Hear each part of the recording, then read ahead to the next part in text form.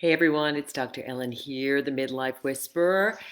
Happy Tuesday. Hope you are having a good morning. I wanted to come on today, first of all, and thank everyone who gave me birthday wishes. My birthday was Sunday, and so many people, I think I had like 200 people wishing me a happy birthday, and I so appreciate all of the beautiful wishes you sent my way. It was an incredible day. I want to say if you are going through something in your life, life continues, things transform. I left my ex-husband 3 years ago, and it's been a rocky couple of years, and I feel like now everything's kind of come full circle, and my new partner's kids and my kids met, and everybody hung out, and it was just a beautiful day. So just letting you know that there is always hope for things to change. Life is always changing, always transforming. So I had an incredible day. It was really quite a miraculous day filled with so many blessings. So today I want to talk about transformation. So this is traditionally the time when we start thinking about, New Year's resolutions, what I want next year to look like. We just transitioned from Sagittarius, which is all about dreaming big, thinking big, being adventurous, thinking about our best self.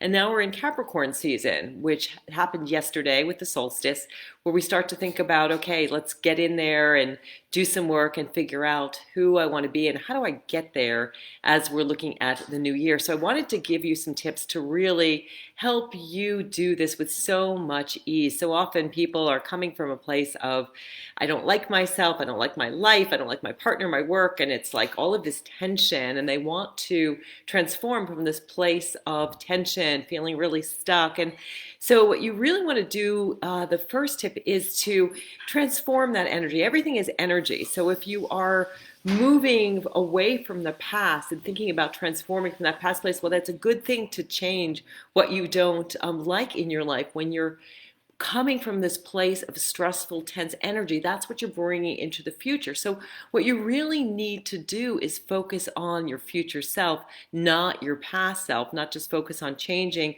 who you don't want to be, but focusing on the person that you want to be. So the first thing to do is really think about what might you like to accomplish in 2021. And I think that this bit of a break, I think a lot of us have some time off. I know I'm slowing down the next couple of weeks, taking some time off, and do some thinking, maybe some journaling, some walking, meditating on what you would like to accomplish in 2021, what you would like your life to really look like. How do you want to feel physically? What do you want your relationships to look like? What do you want your career to look like? And what do you want to be doing in terms of having more fun in your life? So start with really writing down, thinking about, dreaming about who you want to be in 2021. And also think about how can you have a greater impact. I love being at midlife. I love working with people at midlife because we impact so many generations. We impact our peers, our kids, our grandkids, our parents. And so think about, what do I want to do in terms of my legacy? What do I want my life to have stood for?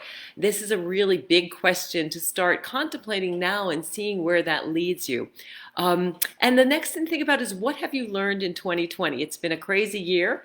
I know all of us have grown and learned so much, and really, I think for me anyway, it's really changed what's truly important, what truly matters to me. I think that kind of the sort of the more the material things, the things we tend to go for and work for, mattered less. It's clearly, we can't go and do what we used to do. Of course, things are going to hopefully open up soon.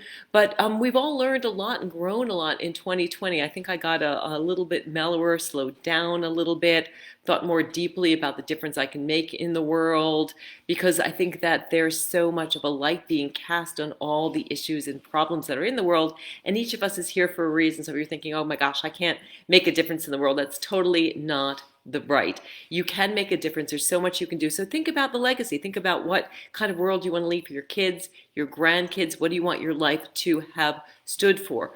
So it's super important to dream big. Hey, Joanna, good to see you. So lovely to see you this morning.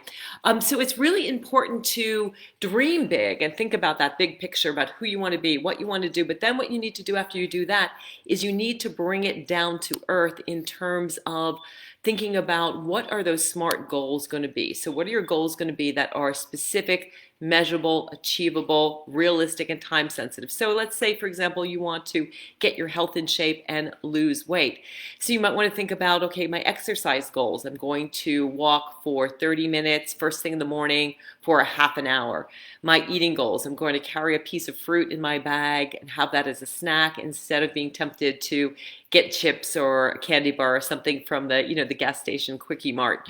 If you're thinking about your career, I'm going to change my career, so I'm going to maybe have some informational interviews and talk to some people, talk to 3 people a week about new career directions. So you need to bring it down to specific, measurable, achievable, realistic, and time sensitive, because what can happen is you dream really big, and then if you don't bring it down to something specific, you can get stuck kind of in overwhelm, or you can get stuck in not actually doing, and you have to take those big dreams and figure out how to move them forward. I'm also here to let you know too that if you need some help, please message me or write in the comments box. Yes, I'd like some help. Today's the last day I'm doing my birthday special reading, so I am doing both 2021 tarot readings as well as doing life purpose, life work reading. So if you're interested in a reading, it's only $58 in honor of my birthday, but today's the last day. So message me, let me know in the box that you're interested in a reading, and I will reach out. And it will really help you to create a plan and a blueprint for what you want to do in 2021. Sometimes it's hard to figure out, what are my gifts? What am I here to do? What would I love to do? What lights me up? You can stay kind of stuck, and a really good coach can help you see the forest from the trees, figure out, who do I really want to be in 2021? Who do I want to be in when I get to 2025, 2026? And then that's your point Z, and then figuring out what are going to be my point Bs. What are the specific things I can do today, this week, to get me to where I want to be? So the other thing is avoid overwhelm. I just kind of mentioned that, but if if you're feeling overwhelmed, this isn't the space that you want to come from in terms of planning your next year and your future. So take a breath. Breathing is the quickest way to reset your nervous system, to calm yourself down, to clear your head. Take a walk, talk to a friend, figure out, what can I do to get out of the space of overwhelm, because that's not the space that you want to be building your future. Overwhelm is like the space of too many things on my plate, keeping you stuck in your past, and you need an airier, lighter place to move forward for your future. So really, when you're feeling overwhelmed, give yourself a break.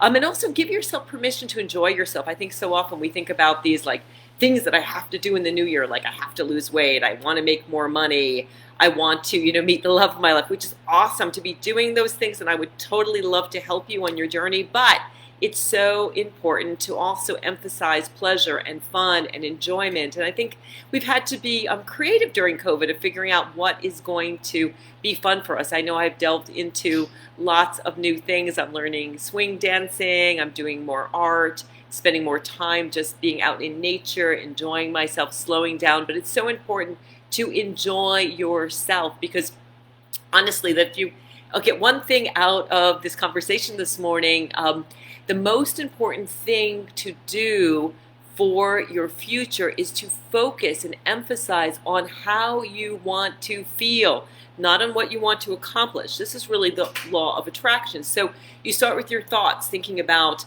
what you want to do, but then you move that into the feeling of, my gosh, when I have this amazing career that I love, when I have this incredibly healthy body that feels so good, I'm going to feel so happy, so overjoyed.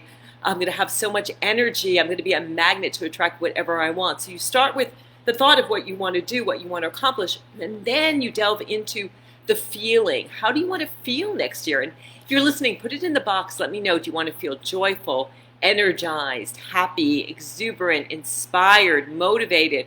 What's that one word for you for next year? For me, it's all about elevate. I just want to elevate my vibe.